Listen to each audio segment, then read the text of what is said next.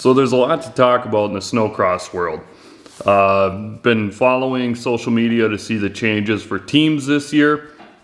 The biggest news out of all that, and I'm just talking about the pro division here. I'm not talking about pro light or any of the sport classes or anything like that. Top of the list, biggest change out there. It's not in manufacturers, but it's in race teams. So Elias Ischel, who the last 2-3 years has raced for Thien Motorsports, is now racing for Snocross Motorsports. This is a big change. That team is up and coming, so I think they have a lot of drive, a lot of motivation, and they have the funding to support someone like Elias, and that's going to be really interesting and cool to watch. He's had 5 championship wins, and this year should be no different. There is going to be some up-and-comers from the pro light class, and that's also going to shake things up a bit, but I'm really excited to see him riding the 200 for Snocross Racing. Probably another big change out there is Cole Coutu in the number 14. Now, he's run out of Coutu Motorsports for a long time now, and that's his own family team, so that was kind of shocking to see. I saw the video that he posted on Instagram. It seemed like it was a retirement video because of his big crash last year. I figured that he might be done. But now the big news for that is Cole is going to be riding for Thien Racing. So that's going to be really cool to see. I think that he's been a rider that's going to have a really big breakout season. And I believe that this season he's going to get a podium. That's kind of my thought with it. Last year I thought it was going to be it, but then injured midway through the season, and that just kind of put an end to that. So he's been a top contender, had some heat wins. The pro class the numbers have been down. So it's been kind of frustrating as a fan when you go there and you see, well, in the final, there's maybe 7 racers, and not having a full stack, 2 lines start going into it. I'm hoping that there's going to be other racers that haven't announced yet that will come up to the pro class, and then that way we'll see the numbers go up because it's just been lacking. Anyway, some of the other big news, Francis Peltier went from Warnet. He's also going to Thien Racing as well. So Thien is going to have a pretty stacked group right there. The next is Peter Narsa. So he was riding for Snocross Racing. And I was kind of wondering with how last year went, if he was maybe going to stick to just the European side of things and stick over there. So haven't seen any posts or any teams showing that he's going to be riding for them. So that's going to be something that we'll either see him or we won't this year. Another big thing was Logan Christian, who was riding for Shearing Speed Sports last year. He retired, so he announced that this summer, and so we won't see him riding anymore, which is kind of a bummer. I was hoping that he'd do about 2 more years, but moving on with life. So congrats to him on a great career. Aki Palaya, haven't seen any announcements if he's going to be riding in America this year. But once again, it's still early. Heydays is coming out. We might see a couple more announcements as well. Next thing to focus on with that affected the pro division a lot this year is there have been some teams that have completely bowed out of racing. So the biggest news this summer was All Finish Racing here, the local team. So I'm from the Fargo area. They were in West Fargo here, so All Finish is a concrete company, and then they had their racing program for 2 years. Well, now All Finish decided that they're going to hang it up after this year and stop their Arctic Cat factory-supported race team.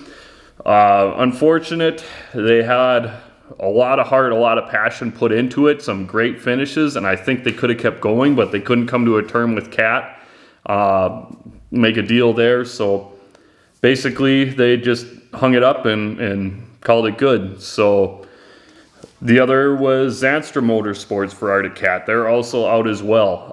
That was something I talked about at the ERX race last year, is whether or not they were going to be, it looked like they were phasing out, and whether or not they're going to be hanging it up this year. And then that was actually true, because seeing their race trailer for sale and just not having a pro rider and only one, maybe two riders out of there. They weren't looking like they were going to continue on. So Zanster's out, and the other big news was for Polaris, and that is Henges Racing. So they had Cody Cam and Oscar Norm running out of there, and they decided too that they were going to hang it up and call it good, which was also a shocker. But they've been racing for, man, years now. You're talking mid 2000s, if not early 2000s, that they've been racing. Back when I raced in 06, they were also out there as well, running the pro division, of course. So the big announcements that I've seen so far on social media for the pro circuit in ISOC.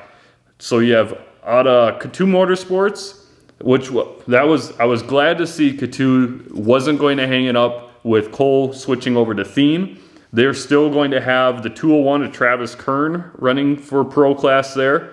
KC Motorsports, they picked up Oscar Norm from Henges Racing, calling it quit, so they signed him, the number 40. And then the big news was Judnick Motorsports. You have Emil Haar. He signed a multi-year deal with Judnick, and so did Cody Cam. So it's really cool to see that the 31 and the 53 were able to sign these multi-year deals. They're kind of copying what's in Supercross, is that it makes it a little more stable for the rider. It takes some pressure off of them having to be, if I have one injury, I'm going to be done, and that's going to be it for my whole winter. So it's cool to see that these teams are coming up, giving them these multi-year deals. They know that, hey, if I get injured mid-season, well, I can build up, be better, and we're either going to come back, just try to get some podium finishes at the end of the year, and then be healthy for next year. So awesome that Judnick Motorsports is doing that.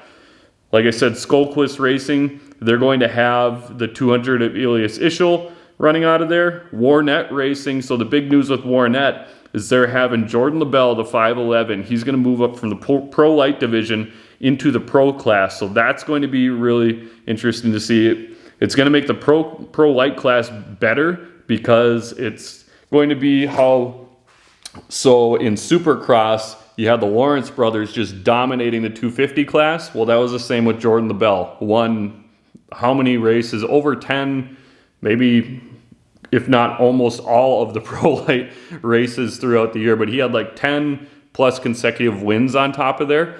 Well, now he's going to go into the Pro Class, and that's going to be interesting to see how he runs with Elias Ischel and Cody Cam and those guys. So that's really going to up the field, really going to make it a lot more competitive. Very excited to see that action this year. Out of the Shearing Speed Sports, the only news I've saw out of them is having the number 8 Hunter Patnode return again.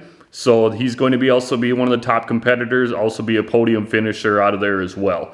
I haven't seen, most times they've run 2 pro drivers in there, and it'll be interesting to see if because with these teams quitting, there's going to be another pro rider available. They've always seemed to run 2. Just haven't seen in the news whether or not they've signed 2 for the year. Woody's Racing out of Princeton, Minnesota, the factory-supported CAT team. They were able to benefit from All Finish Racing closing their doors. So this summer, with Daniel Benham needing a ride, they were able to pick him up. And then Team Lavallee is going to have Adam Peterson returning. He's also getting a multi-year deal out of them. So props to Lavallee Racing for doing that. And then the 151, O'Reilly Bester, he's going to be moving up from the Pro Light division into the Pro Class as a rookie this year. So that's going to be very interesting to watch him as well. Kylo Racing picked up Jacob Yurt from All Finish Racing closing their doors. So he'll be racing the Pro division. And True North Racing signed Evan Daunt. So he's going to be racing for them as well. So a lot of changes. A lot of new faces for the Pro Class that are going to be in there. It's going to be an exciting year. I can't wait for the opener. And yeah, just that's the shakeup of the Pro Class. It's kind of seemed like it's been not a lot of changes and not a lot of transitions as far as riders. And I think this year is going to be very interesting because we have so many riders swapping teams. We've had teams bow out that's brought new opportunities for some of these that have just been running a pro light driver to have a pro racer. So this year is going to be exciting to watch. It's going to be a lot of action-packed racing. I think the field's going to be pretty level. There's going to be a lot of competition out there. I don't think you're going to see someone dominating completely. I'm guessing Ischel's going to be top contender for the championship. I'm thinking Jordan LaBelle's going to come out firing like Jet Lawrence did from the 250 to the 450 class. I don't think he's going to have that big of a struggle going. I mean, he was so far ahead of the rest of the competition in the pro light division that I think he's going to do really well this year, which is impressive for how young he is and just the experience compared to a lot of these other guys. I think with Cody Cam, Oscar Norm, they're going to have some new energy, new team. Judnick Motorsports has been in the game a long time. I think that that's going to be a great fit for them as well. So this year is going to be exciting. Like this, please like, subscribe. I really appreciate that. It really helps getting these videos out there, promoting that. So thank you.